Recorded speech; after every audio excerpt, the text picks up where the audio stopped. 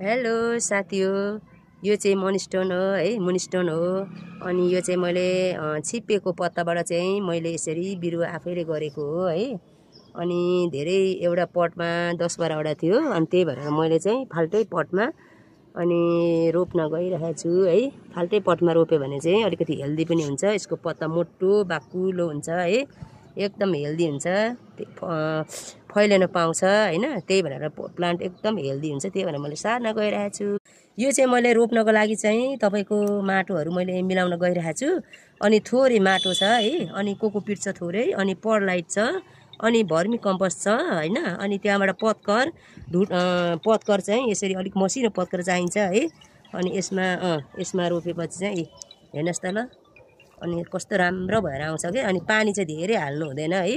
अनि यो मुनिस्टोनमा त पानी नै हुन्छ के। यो त अलिक मोटो भयो भने कस्तो पानी नै यसमा भरिएको हुन्छ है, त्यही भएर पानी चाहिँ धेरै हाल्नु हुँदैन हैन।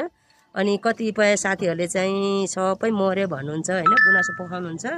तर यसलाई चाहिँ अलिकति केयर गर्यो भने चाहिँ राम्रै हुन्छ है।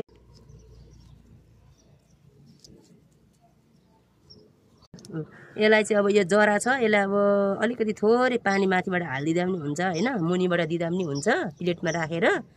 अनि अहिले अब भर्खर रोपेको प्लान्ट चाहिँ अब डाइरेक्ट घाममा चाहिँ राख्नु हुँदैन।